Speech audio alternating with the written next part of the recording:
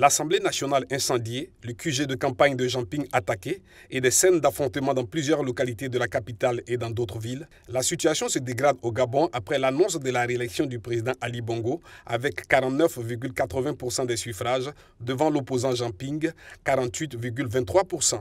Selon Jean Ping qui dit craindre pour sa sécurité, au moins 3 personnes auraient été tuées dans des heurts avec la police. Les déclarations d'avant l'élection de l'opposant avaient fait craindre des violences. On s'en attendait à Port-Gentil, réputée ville rebelle, mais les choses se sont très vite gâtées dans la capitale lorsque la police s'est retrouvée face à des manifestants dénonçant un hold-up électoral. Bongo a gagné sur 2 provinces, 2 provinces sur 9. Alors, les 2 provinces ne font pas la République. Et nous, on en a marre. Bongo, on ne veut plus. Tout est parti de l'annonce des résultats officiels intervenus dans la journée de mercredi.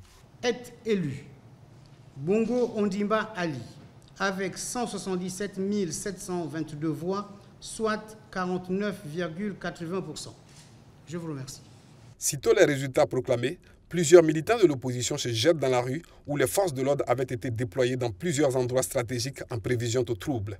L'affrontement est inévitable et la chute, on la connaît.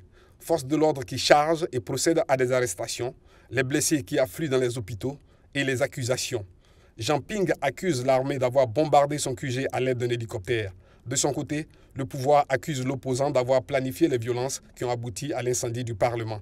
Malgré les violences, le président Ali Bongo a salué, je cite, « un scrutin exemplaire ». Ce jeudi, la France, par la voix de son ministre des Affaires étrangères, a exprimé ses vives inquiétudes et a appelé au calme alors que la situation reste tendue dans le pays après une nuit de violence. La tension n'est pas prête de retomber à cause notamment de la détermination des manifestants. On ne pourra plus vivre 7 ans encore avec lui, il y a trop de merde. Il y a trop de merde. On est décidé.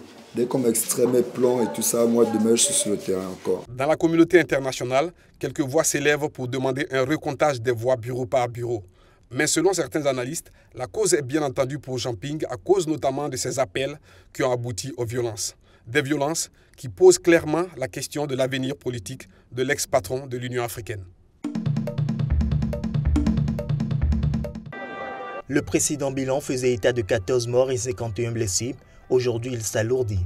On compte à présent au moins 16 morts et 85 blessés pour ce drame de la route survenu dans la localité de Kamouda, près de Kasserine, dans le nord-ouest du pays.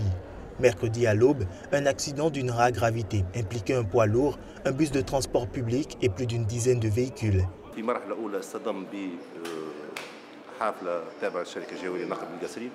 Dans un premier temps, le camion est entré en collision avec un bus de la Société régionale de transport de Kasserine, ce qui a provoqué son renversement du côté droit du passage où se trouve un espace qui abrite malheureusement chaque mercredi le marché hebdomadaire de Hamouda. Le camion a continué sa trajectoire et a percuté 2 voitures dans un deuxième temps qui étaient à l'arrêt sur le bas-côté.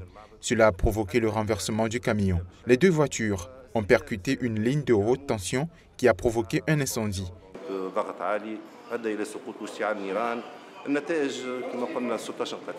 Les images diffusées par les médias tunisiens, semblables à des scènes de guerre, ont soulevé une vague d'émotions sur les réseaux sociaux. Elles montrent les véhicules en feu, mais aussi des corps calcinés et des survivants hagards. Les routes tunisiennes sont particulièrement dangereuses. À fin mai, 528 personnes étaient décédées depuis le début de l'année, soit une hausse de la mortalité de 9,1% par rapport à la même période de 2015, dans un pays de 11 millions d'habitants seulement. D'autres chiffres de l'Organisation mondiale de la santé font aussi apparaître que la Tunisie est le 2e pays d'Afrique du Nord touché par la mortalité routière, avec 2440 tués pour 100 000 habitants.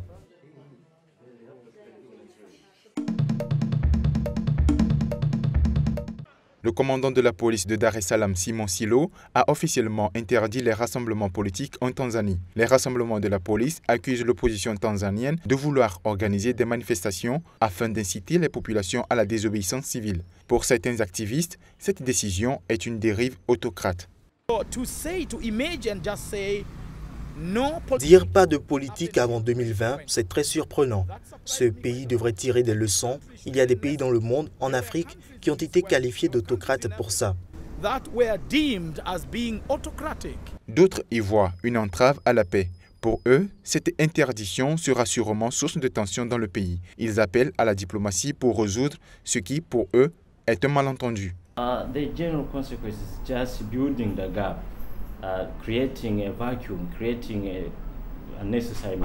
Cela ne fait que créer un fossé, un vide, un malentendu inutile entre des gens qui partagent des valeurs, des idées et une foi commune.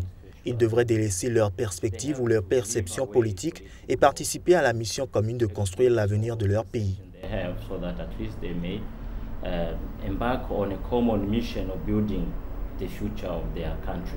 L'opposition entend manifester pour protester contre la politique du président tanzanien John Magufuli. Il dénonce notamment l'interdiction de la transmission en direct sur les antennes de la télévision nationale des travaux du Parlement et l'augmentation du coût de la vie. En octobre 2015, déjà l'opposant Edward Lowassa avait contesté l'élection de l'actuel président tanzanien.